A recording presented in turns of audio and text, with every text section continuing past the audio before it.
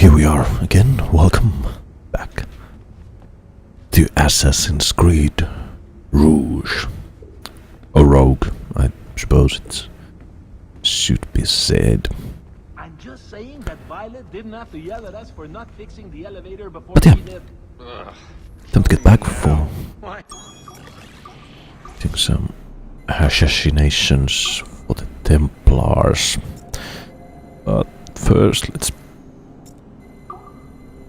be in the real world and once again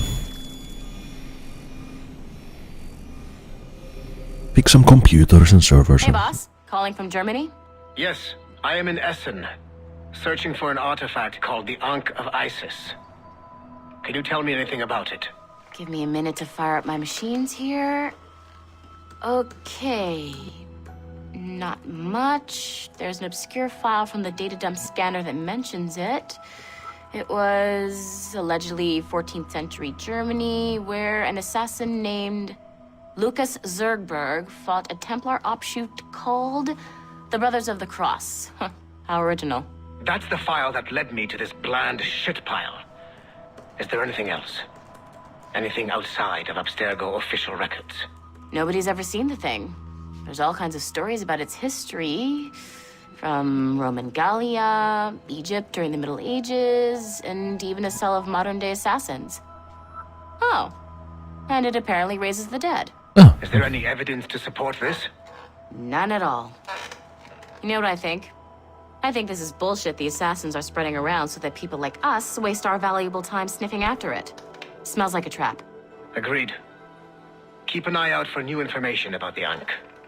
While it may not lead to an artifact, we may be able to follow the data back to some assassins. You got it, boss. Where are you off to next? Cuba. I'm going to excavate the observatory. oh, I see.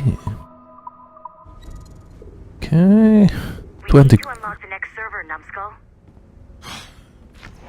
I'm bored out of my skull. But orders are orders, and my orders are to stand right here.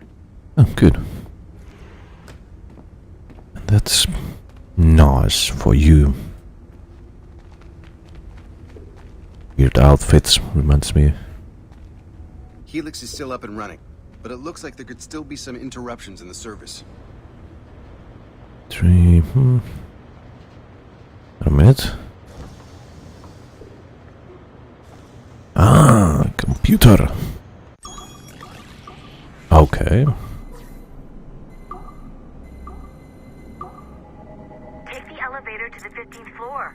Go on. Be quiet.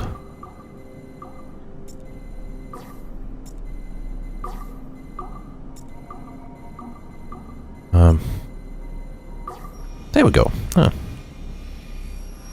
That is hard. Following the Great Purge of 2000, William Miles became the de facto leader of the Assassins. A cunning and ruthless strategist, he trained several agents who infiltrated Abstergo, including Clay Kazmarek and Lucy Stillman. In late 2012, I captured William Miles in Cairo and delivered him to Warren Vidic in Rome. Miles' son, Desmond, attacked Abstergo, killed Vidic and Master Templar Daniel Cross. He fled to a First Civilization temple in New York. On December 21st, Desmond Miles was killed inside the precursor structure.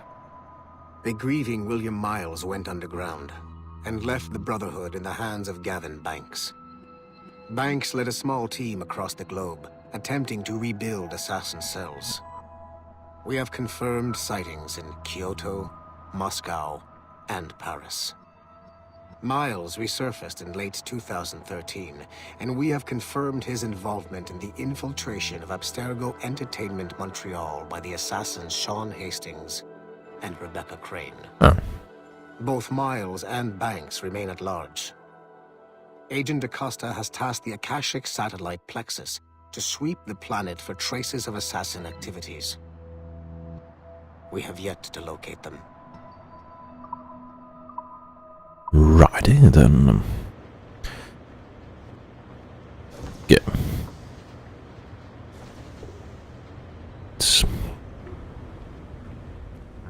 get to whatever level we were needed to go to fix the... to CCO.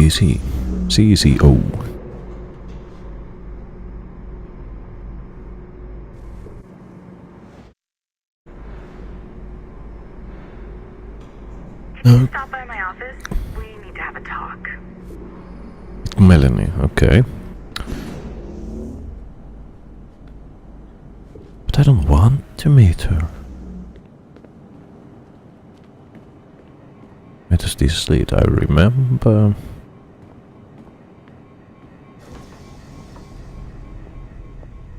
Where? Nada. Okay.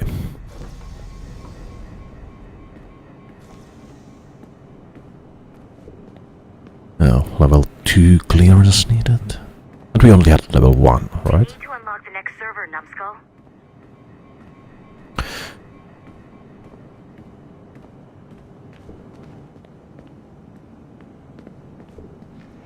It's...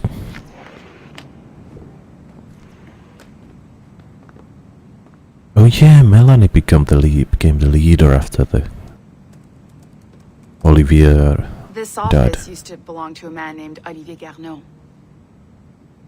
He was my predecessor as Chief Creative Officer of Abstergo Entertainment. Otto Berg is a representative from our parent company, Abstergo Industries.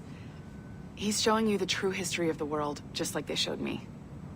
Olivier was kind, he was intelligent and passionate about our work, but a year ago, he caught a glimpse of this truth. They never found his body. No.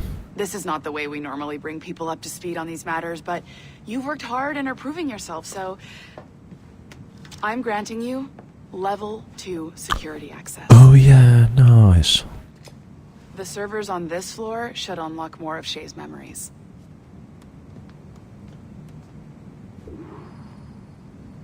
Right then. Do you have anything here that we could steal? I mean... Oh.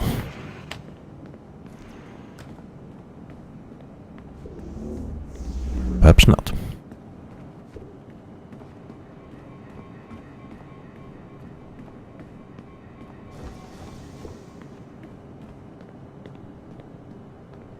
Well. That's 3 and 2.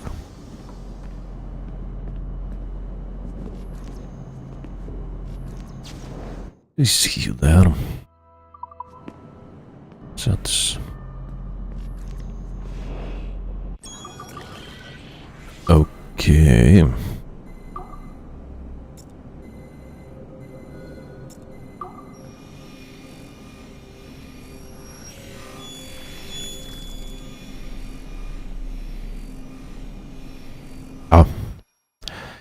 Easy. Francois Macandal saved Baptiste from slavery and inducted him into his so-called brotherhood. Macandal was a vicious mentor, and in his desperate attempt to liberate slaves, he broke his own creed by indiscriminately killing nobles. Misguided as they are, some assassins are honorable. Macandal was not one of them. Thanks to the calculating genius of Madeleine de Lille, the Templars made an example of Macandal by way of public execution in 1758.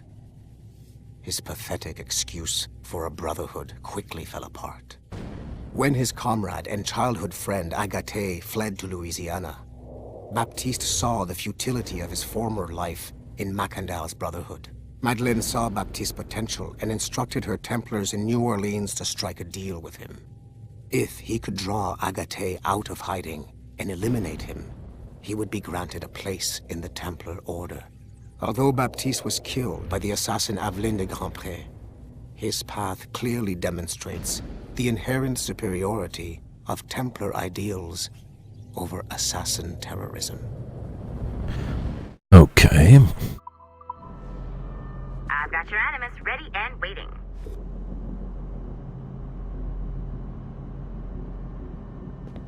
So basically this game is about showing the Templar side of this whole war. thing going on with the Templar Assassin War. You know, to you know, shed light on the evil side. Well, the side that we have taught, or we have been led to believe is the wrong side, the evil side. All the previous games. It's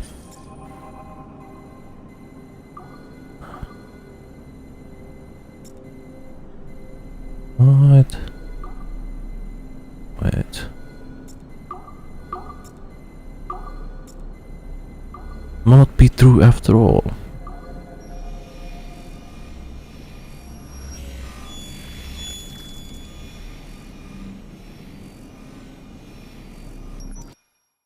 The first civilization entity known as Juno re-emerged from the Grand Temple in New York in December 2012. Although no longer a corporeal being, she exists as a kind of digital consciousness somewhere in the Abstergo cloud. To accomplish her goals in the real world, Juno uses two types of people. The first is another precursor consciousness that emerges in a human being at random. This person is commonly known as a sage. Juno also holds sway over a group of disciples called the Instruments of the First Will, who believe it is humanity's natural role to serve the first civilization. Abstergo is currently using the First Will as a cheap and hands-off way of acquiring pieces of Eden and other relics. However, I suspect that the reverse is also true, that they are using our resources to locate objects that will help them further their own goals. I do not trust them, but for now, all I can do is have DaCosta monitor their activities. Juno's motives are unclear. Although she has made one attempt to possess a corporeal body, she appears to be more powerful as a digital entity. Agent DaCosta fears that should humanity ever achieve singularity, a fusion of humanity and machines, Juno would become unstoppable. Ironically, it is Abstergo itself which is driving civilization in that direction. Yeah. So...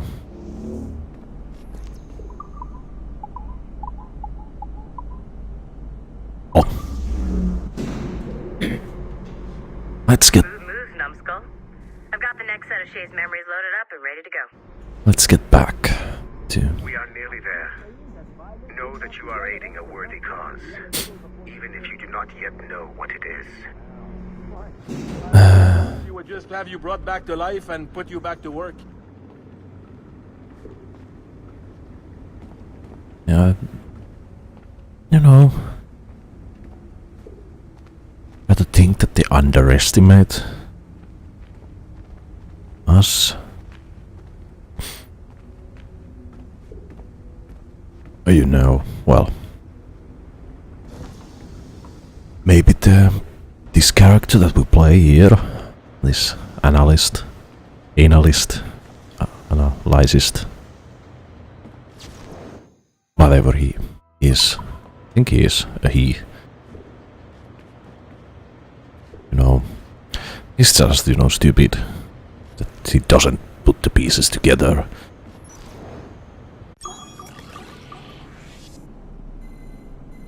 Okay.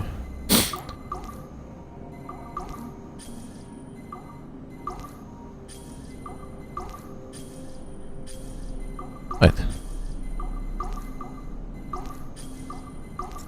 There we go. Now,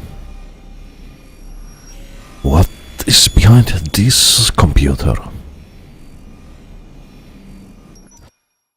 Given the nature of our current investigation, I have been looking at other assassins who, despite themselves, have helped the Templar cause. The first is Clay Kaczmarek, who infiltrated Warren Viddick's Animus project in Rome.